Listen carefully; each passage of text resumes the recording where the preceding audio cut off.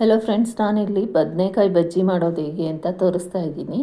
ತುಂಬ ಅಂದರೆ ತುಂಬ ರುಚಿಯಾಗಿರುತ್ತೆ ಮತ್ತು ಆರೋಗ್ಯಕ್ಕೆ ತುಂಬ ಒಳ್ಳೆಯದು. ಇಲ್ಲಿ ಯಾವುದೇ ಥರ ಆಯಿಲ್ ಉಪಯೋಗಿಸೋದು ಬೇಕಿಲ್ಲ. ನಾನಿಲ್ಲಿ ನಾಲ್ಕು ಬದನೆಕಾಯಿನ ಮಧ್ಯಕ್ಕೆ ಕಟ್ ಮಾಡಿ ಈಕ್ವಲ್ ಆಗಿ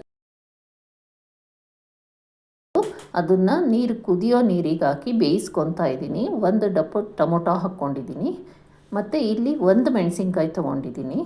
ಇದು ಖಾರ ಇದೆ ಸ್ವಲ್ಪ ಮೆಣಸಿನ್ಕಾಯಿ, ಅದಕ್ಕೆ ನಾನು ಒಂದು ತೊಗೊಂಡಿದ್ದೀನಿ. ಈರುಳ್ಳಿ ಮತ್ತು ಕೊತ್ತಂಬರಿ ಸೊಪ್ಪು, ಬೆಳ್ಳುಳ್ಳಿನ ಕಟ್ ಮಾಡಿ ಇಟ್ಕೊಂಡಿದ್ದೀನಿ. ನೋಡಿ, ಬದನೆಕಾಯಿ ಬೇಯ್ತಾ ಇದೆ. ಯಾವಾಗಲೂ ಬದನೆಕಾಯಿನ ಕುದಿಯೋ ನೀರಿಗೆ ಹಾಕಬೇಕು, ಆವಾಗ ಗ್ರೀನಿಶ್ ಆಗಿರುತ್ತೆ. ಮತ್ತು ಮುಚ್ಚಿಬಿಡಬೇಕು, ತೆಗಿಬಾರ್ದು, ಸ್ವಲ್ಪ ಹೊತ್ತು ಬಿಟ್ಟು ತೆಗಿಬೇಕು. ನೋಡಿ, ಈಗೆಲ್ಲ ಆದಮೇಲೆ ನೀರು ಸ್ವಲ್ಪ ಬಸಿದ ಮೇಲೆ ಈಗ ಟೊಮೊಟೊದ ಸಿಪ್ಪೆನ ತೆಗಿತಾ ಇದ್ದೀನಿ. ಬಿಸಿ ಇರುತ್ತೆ, ತುಂಬ ಹುಷಾರಾಗಿ ಮುಟ್ಟಿ ತೆಗಿಬೇಕು.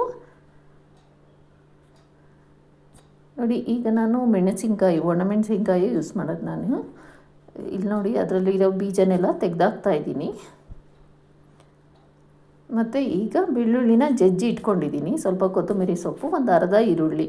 ನಾನಿಲ್ಲಿ ಒಬ್ಳಿಗೆ ಮಾಡ್ತಾ ಇರೋದು, ಅದರಿಂದಾಗಿ ನನಗೆ ಒಬ್ಬರ ಕ್ವಾಂಟಿಟಿಗೆ ಅಷ್ಟೇ ಮೆಜರ್ಮೆಂಟಲ್ಲಿ ತೊಗೊಂಡಿದ್ದೀನಿ. ಸ್ವಲ್ಪ ಸಾಲ್ಟ್ ಹಾಕ್ತಾಯಿದ್ದೀನಿ. ನೋಡಿ, ಇವಾಗ ಇದನ್ನು ಚೆನ್ನಾಗಿ ಸ್ಮ್ಯಾಶ್ ಮಾಡ್ಕೋಬೇಕು. ಮಿಕ್ಸಿಗೆ ಹಾಕಿದ್ರೆ ಟೇಸ್ಟ್ ಇರಲ್ಲ ಅಷ್ಟು, ತಿರ್ಗಾ ಎಲ್ಲ ನುಣ್ಣಗಾಗ್ಬಿಡುತ್ತೆ. ರಫಾಗಿ ಸ್ಮ್ಯಾಶ್ ಮಾಡ್ಕೋಬೇಕು. ಈಗ ನಾನು ಸೌಟಲ್ಲಿ ಚೆನ್ನಾಗಿ ಜಜ್ಜುತ್ತಾ ಇದ್ದೀನಿ. ಈರುಳ್ಳಿನ ಸಣ್ಣದಾಗಿ ಕಟ್ ಮಾಡ್ಕೋಬೇಕು. ನೋಡಿ, ಬದನೆಕಾಯಿ ಎಲ್ಲ ಗ್ರೀನಾಗಿರಬೇಕು ಅಂದರೆ ಕುದಿಯೋ ನೀರಿಗೆ ಹಾಕಬೇಕು. ಕುಡಿಯೋ ನೀರಿನ ಒಂದು ಗ್ಲಾಸ್ ಫುಲ್ಲಷ್ಟು ನೀರಿಟ್ಟಿರಬೇಕು. ಕುದಿಯೋ ನೀರಿಗೆ ಬದನೆಕಾಯಿ ಹಾಕಬೇಕು. ನೋಡಿ, ಈ ರೀತಿ ಇದೆ.